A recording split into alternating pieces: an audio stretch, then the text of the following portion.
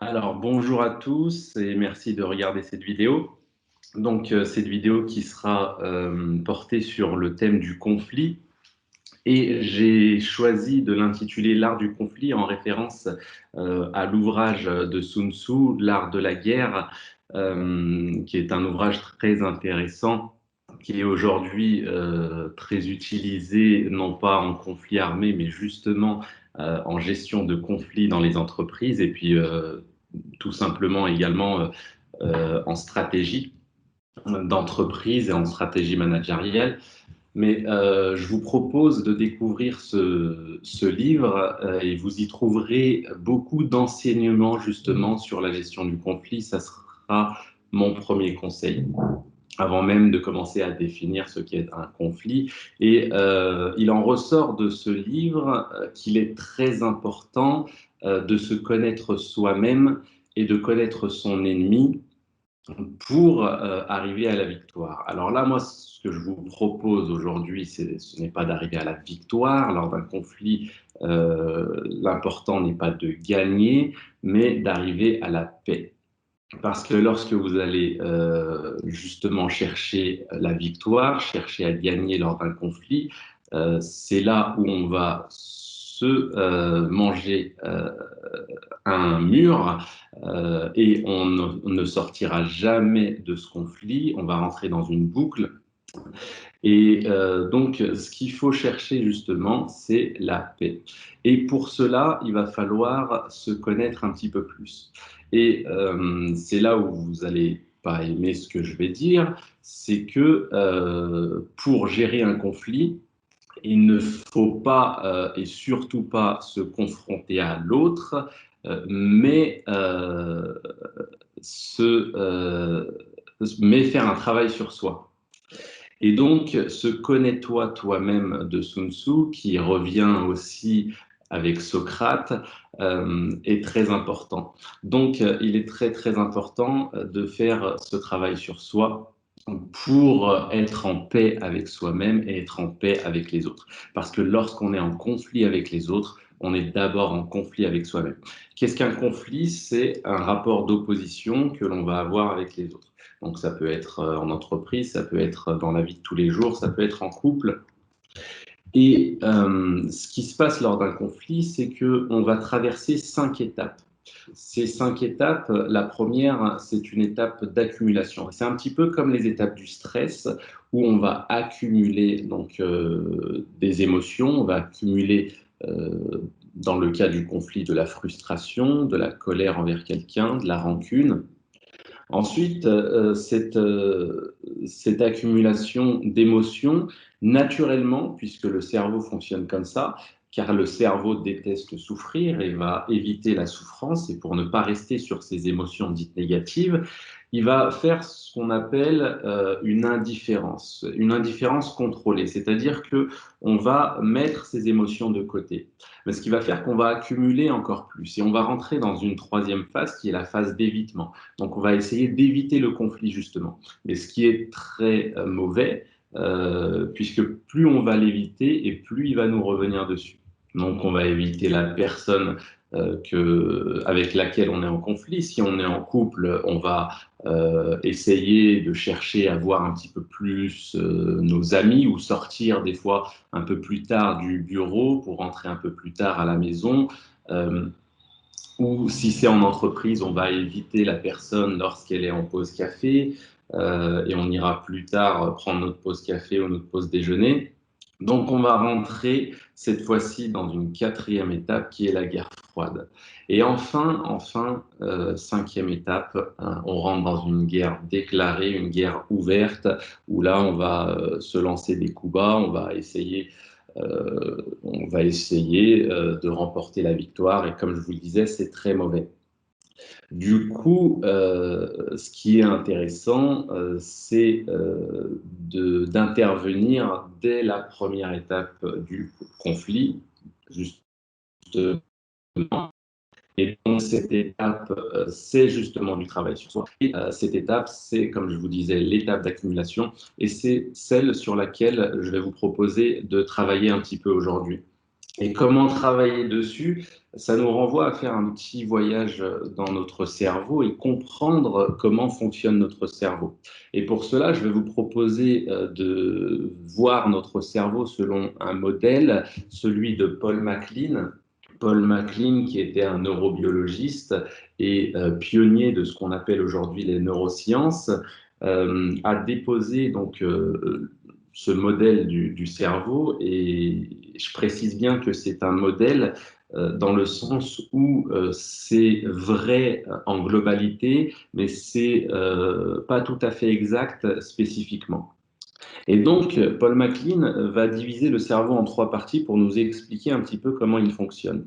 La première partie, ce qu'on va appeler le cerveau reptilien, c'est le cerveau de nos émotions primaires.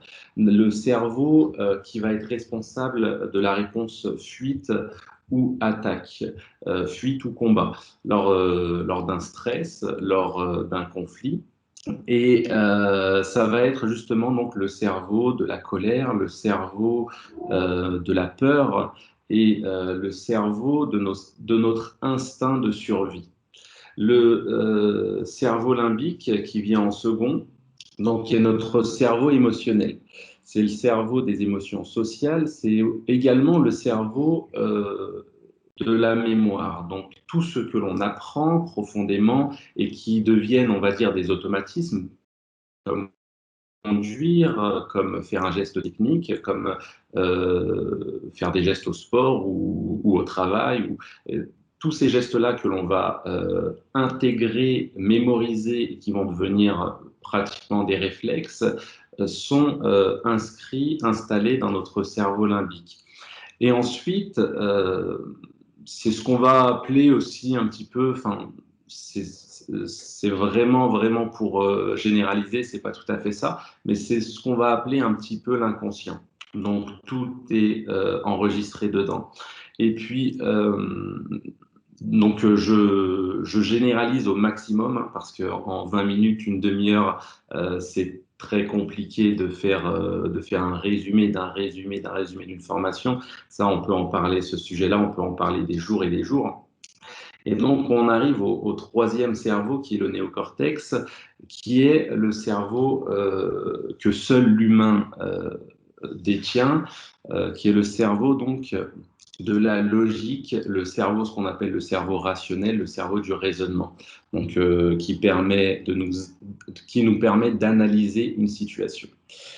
Et pourquoi je vous dis cela? Parce qu'il faut comprendre que le cerveau fonctionne toujours dans le sens du reptilien vers le néocortex. Pour faire remonter une information, le cerveau fonctionne toujours dans ce sens. Je vous donne un exemple. On est dans la rue et on entend une explosion. Qu'est-ce qui va se passer? Première chose, peur. Donc on est sur le cerveau reptilien. Deuxième chose, on remonte vers le limbique et là, on commence à regarder autour de nous. Est-ce que les autres ont peur aussi? Est-ce que les autres ont entendu aussi ce qu'on a entendu? Et rien que le fait d'échanger des regards va commencer à nous rassurer ou pas. Et ensuite, troisièmement seulement, ça va très vite, mais ça va toujours dans ce sens, l'information remontait au néocortex et on commence à analyser. On commence à se demander, est-ce que c'est un pétard? Est-ce que c'est un coup de feu? Est-ce que c'est une explosion? Donc, c'est dans un troisième temps seulement qu'on commence à rationaliser l'information. Et pourquoi je vous dis cela? Parce que lorsque l'on est dans un conflit, on est dans nos émotions et on va rester bloqué dans notre cerveau limbique, dans notre cerveau émotionnel. Ce qui fait que l'information ne remonte pas vers le néocortex, ce qui fait que l'on ne rationalise pas et ce qui fait qu'on va rentrer dans cette boucle de conflit justement dans laquelle on ne sort pas. Et on va être dans ces 4 éléments que je vous ai mis ici sur cette slide, qui vont être les biais cognitifs, les croyances, les émotions et les jugements de valeur. Alors pourquoi? Parce que on va être dans les émotions, bien entendu, puisqu'on va en vouloir à l'autre, puisqu'on va être en colère envers l'autre, puisque ainsi. Et mais on va être également dans ce qu'on appelle les biais cognitifs. Pourquoi? Qu'est-ce qu'un biais cognitif? C'est que c'est en relation justement avec les croyances. Lorsqu'on fait un choix, le cerveau déteste se tromper. Et ça, c'est inconscient. Et justement, là, on est justement sur le cerveau limbique des émotions. Et puisque le cerveau déteste se tromper, eh bien, il va tout faire pour nous justifier ce conflit et le justifier de manière positive en nous disant j'ai bien fait d'être en opposition avec cette personne parce que cette personne est un con ou parce que cette personne est ainsi ou parce que cette personne est comme cela. Et là, on rentre dans les jugements de valeur. Donc, on va juger la personne. Si on prend juste un conflit banal de 30 secondes qui nous arrive chaque jour, une personne nous fait un tête-à-queue ou avance au ralenti devant nous et commence à nous énerver, donc on rentre dans l'émotionnel et directement on va la traiter de con. Excusez-moi du peu. Mais c'est un exemple très parlant du jugement de valeur, justement. On ne connaît ni la personne, on ne connaît ni sa vie, on ne connaît ni... Mais on a déjà porté un jugement sur elle. Et c'est ce qui va se passer en général donc, avec les collègues de boulot, c'est ce qui va se passer en général avec notre partenaire. Et on va rentrer justement dans ces jugements de valeur et dans ces biais cognitifs qui fait que l'on va se rassurer dans notre position. Et donc, pour sortir de cela, pour sortir de cette boucle, il faut prendre du recul, dire stop et commencer à faire remonter l'information vers le néocortex. Et ça prend plus ou moins du temps. Ça prend plus ou moins du temps, c'est-à-dire que plus on va, plus on va se mettre à prendre du recul et remonter l'information au néocortex rapidement dans l'étape du conflit, et plus ça va être facile. Par contre, si on en est déjà à la guerre déclarée, donc à la 5e étape du conflit, ça va être un petit peu plus compliqué. Je vous explique une chose, c'est que le cerveau fonctionne avec un cycle de 21 jours. C'est-à-dire que dès lors qu'on rentre dans un conflit, dès le premier jour, on a 21 jours pour sortir de cette boucle de manière, on va dire, naturelle, sans faire trop d'efforts. Il faut toujours faire un effort pour arriver à quelque chose de positif. Si on veut avoir un corps musclé, il va falloir faire un effort nutritionnel et un effort un effort sportif. Si on veut réussir dans la vie, il va falloir faire un effort physique ou intellectuel. Si on veut sortir d'un conflit ou sortir du stress ou être heureux, tout simplement, il va falloir faire un effort aussi mental. Et donc, dans ce cas-là, il va falloir faire un effort mental. Et l'effort sera d'autant plus conséquent que l'on sera dans une phase avancée du conflit. Donc, c'est pour ça que je vous propose d'intervenir dès les débuts du conflit pour en sortir. Parce que après cette phase de 21 jours, on rentre dans une phase de cristallisation des émotions où on est encore renforcé dans ce conflit, puisque le cerveau fonctionne avec un cycle de 21 jours. Tout ce qui a été traité comme information lors de ce cycle de 21 jours est rangée dans notre cerveau limbique comme une information essentielle, on va dire, ce qui fait que si l'information a été traitée de manière négative et conflictuelle, eh bien, on reste cristallisé dans ce conflit. Mais si pendant ces 21 jours, on a pris les devants et on est allé voir cette personne avec laquelle on est en conflit pour lui parler, pour essayer de trouver un terrain d'entente, eh bien, l'information va être traitée de manière positive et on va sortir plus facilement de ce conflit. Donc, une fois qu'on a dépassé cette phase de 21 jours, ça va être beaucoup plus compliqué de sortir de ce conflit. Ça ne veut pas dire que c'est possible, mais c'est impossible, mais ça va juste demander un peu plus d'effort. Et parfois, ça va demander donc l'intervention de ce qu'on va appeler un arbitre. Donc, parfois, quand il va y avoir un conflit entre deux collègues, eh bien, il va falloir l'intervention du manager, un bon manager. Si c'est un mauvais manager, il va falloir l'intervention d'un coach. Et si c'est dans un couple, donc il va falloir l'intervention, pareil, d'un coach ou d'un thérapeute. Donc c'est très important d'avoir l'humilité de se dire j'ai besoin de quelqu'un pour sortir de ce conflit. Donc, ayez l'humilité de vous dire j'ai besoin de quelqu'un, j'ai besoin d'un coach ou j'ai besoin d'un thérapeute. Et ensuite, il faut aussi convaincre l'autre que l'on a ce besoin. Et je parle de besoin parce que le conflit, justement, va apparaître lorsqu'il y a une opposition sur nos besoins. Et c'est-à-dire que on a tous les mêmes besoins et ils sont plus ou moins importants dans certaines étapes de notre vie. Certaines personnes ont un besoin de reconnaissance dans leur travail, par exemple, et lorsqu'ils n'ont pas cette reconnaissance, c'est là qu'ils vont commencer à rentrer en conflit parce qu'ils n'ont pas ce qu'ils demandent. Sauf que ça n'a pas été demandé expressément, c'est juste un besoin. Et je vais prendre l'exemple du couple, par exemple, très simplement, tu ne me regardes jamais. Donc, cette phrase-là, elle peut déclencher un conflit d'une semaine. Donc, le tu ne me regardes jamais, ça peut se transformer en mais pourquoi tu veux que je te regarde? Tu es toujours avec moi, de toute façon, on se voit tous les jours, pourquoi tu me prends la tête avec ça? Et là, c'est parti, hop, on est parti pour un conflit. Alors que si la personne nous dit tout simplement tu ne me regardes jamais, et on lui répond tu as besoin que je te regarde un peu plus, tu as besoin d'un peu plus de reconnaissance, tu as besoin d'un peu plus d'attention, donc explique-moi ce dont tu as besoin. Et là, on rentre dans un dialogue et on évite très certainement un conflit. Donc la façon de parler, justement, et c'est toujours là où j'en reviens parce que tout se passe dans le cerveau et notre cerveau, comment on le programme via la parole et via les mots.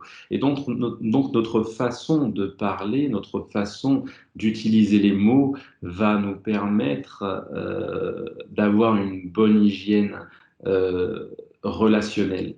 Et les mots sont l'alimentation de notre cerveau. Si l'on mange mal, si l'on mange trop gras, trop sucré, trop salé, eh bien, on aura des problèmes soit d'hypertension, soit de surpoids, soit de diabète. Donc, on va rentrer en conflit physiquement avec nous-mêmes. Donc, mais si on alimente mal également notre cerveau, eh bien, on sera en conflit avec tout le monde. Et du coup, il faut comprendre deux choses. C'est que les mots sont l'alimentation de notre cerveau et donc apprenez à les utiliser, à les aiguiser et à faire attention à comment vous répondez, faire attention aussi à comment on vous parle, mais ayez l'intelligence justement de ne pas rentrer dans une guerre ouverte directement, de ne pas répondre à certaines provocations ou de ne pas être en opposition face à des demandes cachées comme le tu ne me regardes jamais. Donc là, c'est une demande un petit peu camouflée et ne pas être en opposition, ne jamais être en opposition avec une demande comme celle-ci, mais essayer de comprendre le besoin de l'autre. Et ça va désamorcer tous les conflits du monde. Et aussi comprendre une autre chose, c'est qu'on a tous un cerveau différent et qu'on l'utilise de manière un petit peu différente. Alors à la base de la base, on est tous avec un cerveau identique à peu près, à part sur certaines choses comme le tempérament qui est de l'ordre génétique, mais de l'ordre cognitif, on est tous avec le même cerveau. Ce qui fait que notre environnement, notre éducation, notre entourage va conditionner un petit peu notre cerveau. Et au final, on se retrouve tous avec un cerveau un petit peu différent. Et du coup, on va tous voir le monde d'une manière différente. En programmation neurolinguistique, on appelle ça la carte du monde. Et on dit que la carte n'est pas le territoire. C'est-à-dire que chacun va avoir sa propre carte du monde. Le territoire est la réalité, le monde tel qu'il est, mais certaines personnes vont voir les choses d'une façon et les autres d'une autre.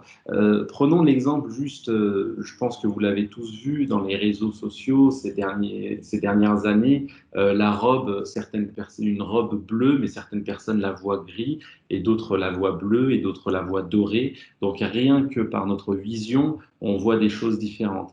Par notre audition, on entend des choses différentes. Certaines personnes, lorsqu'elles entendent, je reprends le même exemple, tu ne me regardes jamais, vont entendre le mot embrouille, commencement d'embrouille, et d'autres vont entendre justement, ils vont avoir cette empathie pour entendre le mot je dois répondre à un besoin. Et du coup, apprenez justement à éduquer ou à rééduquer votre cerveau vers cette empathie. Et c'est pour ça que je vous dis que c'est un réel travail sur soi plutôt qu'un travail sur les autres. Parce que souvent, lorsqu'on est en conflit, ce qu'on va faire, c'est qu'on va essayer de convaincre l'autre.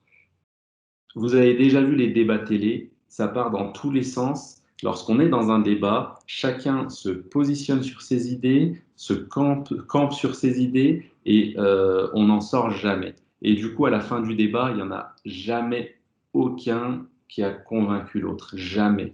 Et c'est le principe même du débat, ça fait de l'audience, c'est cool parce qu'on est dans l'émotionnel, mais dans la vie de tous les jours, il faut sortir de tout ça. Et donc, ne pas être dans le débat, ne pas être en opposition avec l'autre, ne pas essayer de le convaincre. Et même lorsque l'on prend un coach, lorsqu'on prend un thérapeute, surtout pas essayer de montrer au thérapeute que l'on a raison. De toute façon, si c'est un bon thérapeute, et la plupart du temps, ils sauront justement être assez impartial et vous recadrer là-dessus.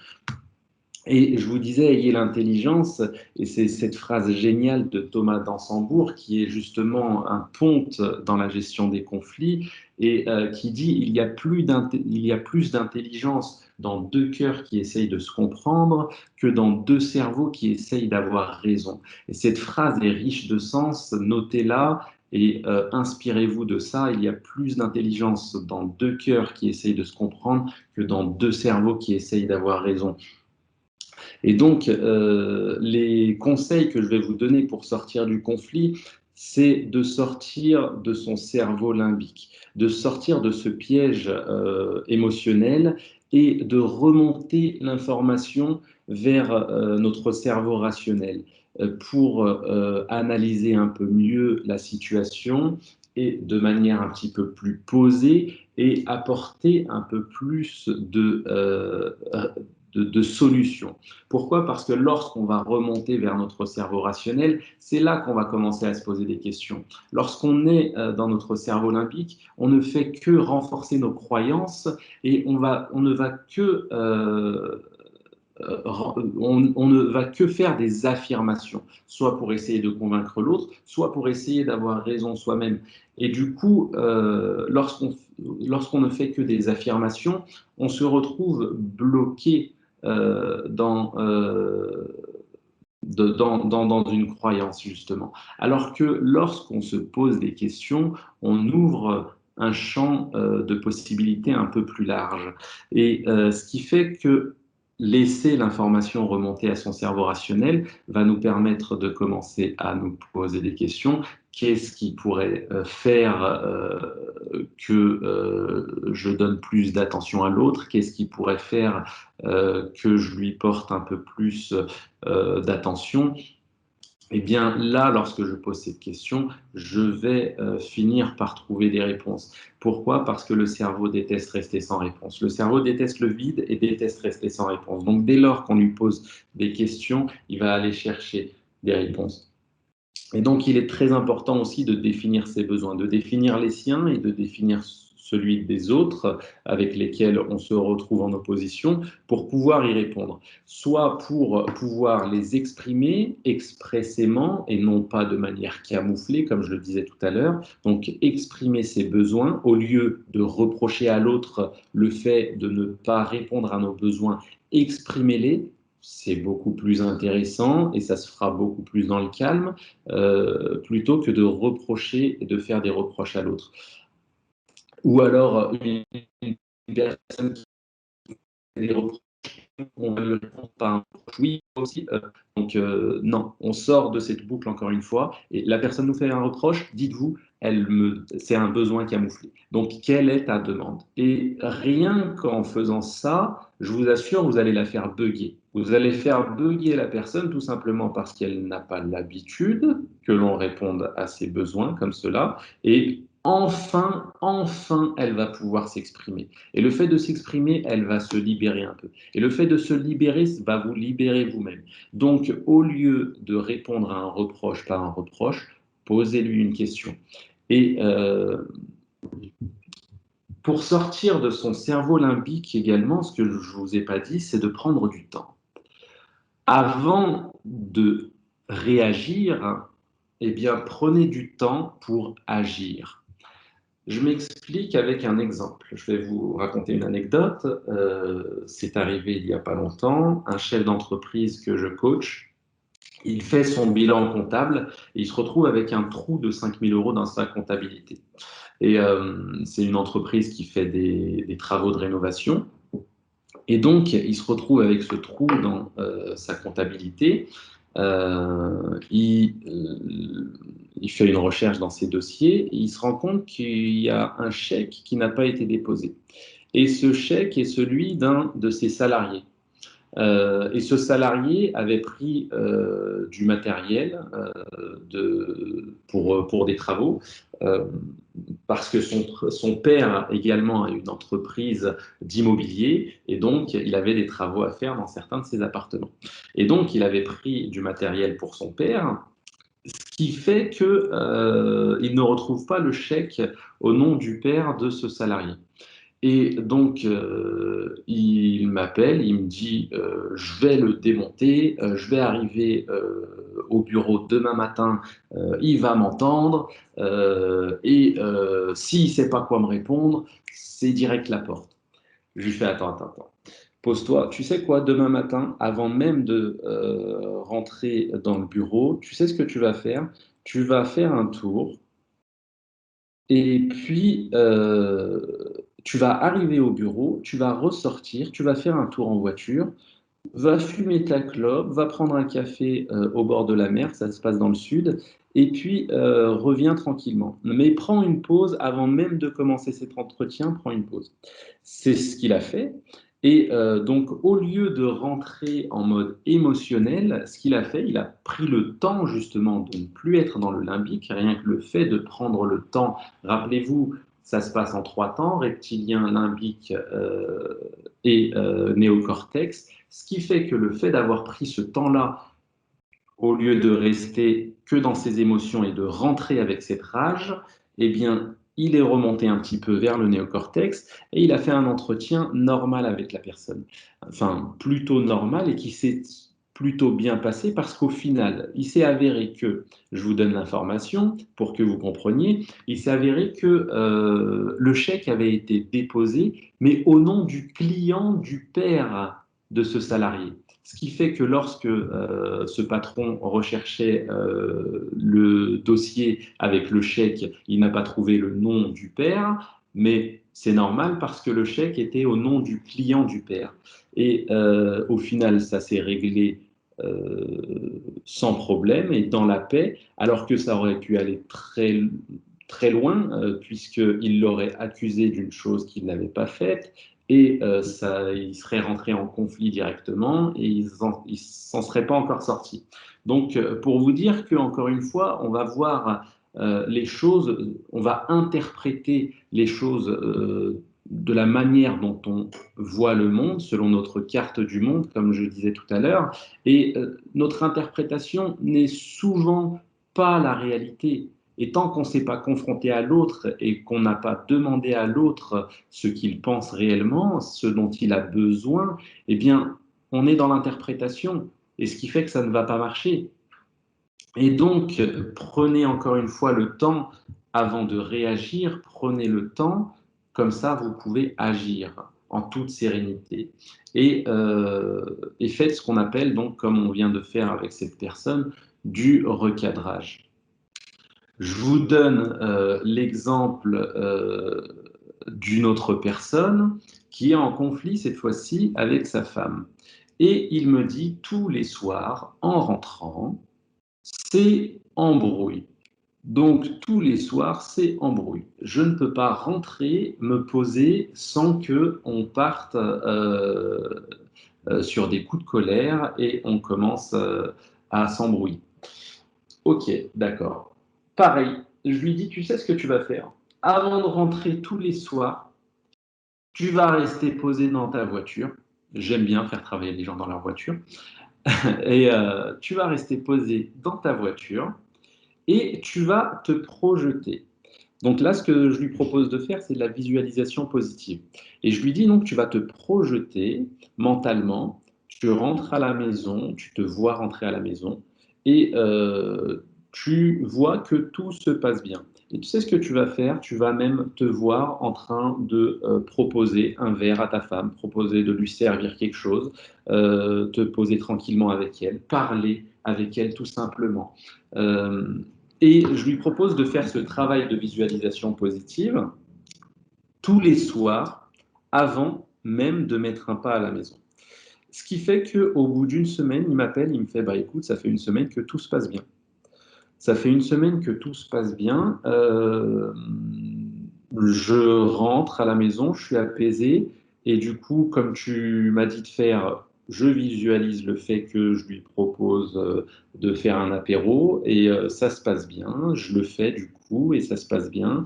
Et du coup, le fait de se visualiser positivement dans une situation, eh bien, on va la reproduire, cette situation. Et le fait de se visualiser négativement, on va reproduire aussi cette situation. Donc, lorsque vous vous dites, je vais arriver au bureau, ça va être une prise de tête avec un tel ou un tel, ou alors je vais rentrer chez moi, ça va être une prise de tête avec la femme et les enfants, ou avec mon mari et les enfants, eh bien, vous avez 90% de chances que ça arrive puisque vous vous êtes programmé à ce que ça arrive. Alors moi, je vous propose de basculer la chance de l'autre côté, à ce que les choses se passent positivement en reprogrammant votre cerveau. Et encore une fois, c'est une façon de parler, ce n'est que des mots. Et donc les mots vont permettre également de visualiser, mais en reprogrammant votre cerveau de manière positivement et avoir un échange positif avec la personne avec laquelle on est soi-disant en conflit. Et le fait de voir cet échange positif, eh bien, on aura plus de chances. Je ne vous dis pas que ça marche à chaque fois, je ne vous dis pas que c'est facile, mais je vous dis qu'on augmente nos chances à ce que ça se passe mieux et dans le calme.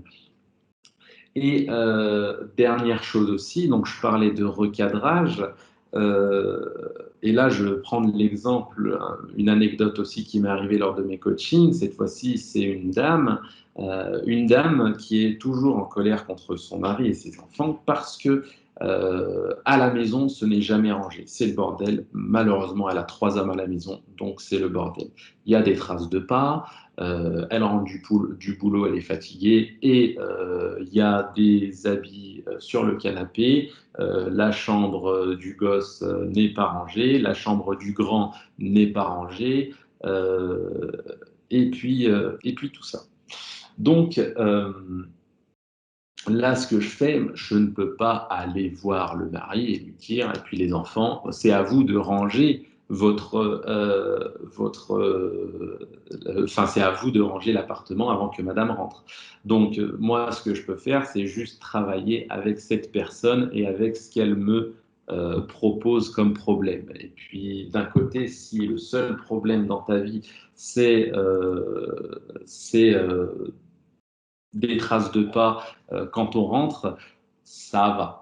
Donc, on va faire ce qu'on appelle du recadrage. Je lui propose de visualiser ces traces de pas. Donc, je la mets en état d'hypnose, en état semi-hypnotique, et je lui propose de visualiser ces traces de pas et ce bordel, comme elle l'a intitulé, donc ce bordel à la maison. Et donc là, je vois direct son visage se refermer, je vois direct son visage donc rentrer donc dans ses émotions négatives qui la mettent en colère justement quand elle rentre à la maison. Et là, je lui rajoute juste une phrase. Je lui dis maintenant, tu vas visualiser la maison toute propre, nettoyée, canapé bien rangé, le lit fait. Donc tout est clean, tout est rangé, tout est nickel. Et le fait que tout soit nickel, le fait que tout soit rangé, le fait qu'il n'y ait aucune trace de pas à la maison, cela veut dire qu'il n'y a pas de vie dans cette maison. Et donc, tu te retrouves seul dans cette maison. Et donc là, c'est ce qu'on appelle du recadrage. Et le fait justement le fait de lui faire comprendre ça, que le bordel au final, c'est qu'elle a une vie de famille à la maison, eh bien, elle a fini par un petit peu mieux l'accepter. Et donc, faire du recadrage dans sa vie, c'est très important. Ce qui va nous permettre de ne plus faire des reproches aux autres, mais d'accepter un peu plus la situation, de la voir sous un autre angle qui va nous permettre de l'accepter un petit peu plus dans notre schéma de pensée. Et je ne vous dis pas que c'est la solution ultime, mais je vous dis que ça nous permet d'être un peu plus en paix avec nous-mêmes. Et encore une fois, la gestion de conflit, les gens pensent que gérer un conflit, c'est essayer de convaincre l'autre, de l'amener vers notre schéma de pensée. Non, gérer un conflit, c'est d'abord se gérer soi-même, d'abord faire un travail sur soi-même et être en paix avec soi-même. Et je vous assure que plus vous serez en paix avec vous-même et moins vous serez en conflit avec les autres. Et donc, c'est l'information sur laquelle je vais finir cette intervention, c'est travailler encore une fois sur vous-même, faire un travail sur soi, ça implique des efforts, certes, ce n'est pas toujours facile, mais il faut déjà entrer dans la croyance qu'il est possible de changer. Et donc, vous pouvez le faire seul, ça prend du temps, certes, mais c'est possible. Vous pouvez le faire de manière accompagnée avec un coach ou avec un thérapeute. Mais en tout cas, c'est très important de travailler sur soi et de reprogrammer un peu son cerveau vers un mood positif. Voilà, merci beaucoup. Je vous remercie d'avoir suivi ce webinaire qui vous a été proposé par ADECO France. Et je vous propose donc, comme notre webinaire de la dernière fois a été coupé suite à des problèmes de connexion, et donc on n'a pas pu faire ce moment d'échange de questions-réponses, je vous propose de poser vos questions, de les renvoyer donc à ADECO France, qui vont les centraliser, les regrouper, me les renvoyer, et je prendrai le temps d'y répondre par écrit. Donc comme ça, vous aurez ce support visuel que vous pouvez voir ou revoir, et vous aurez également un support écrit d'échange, donc questions-réponses.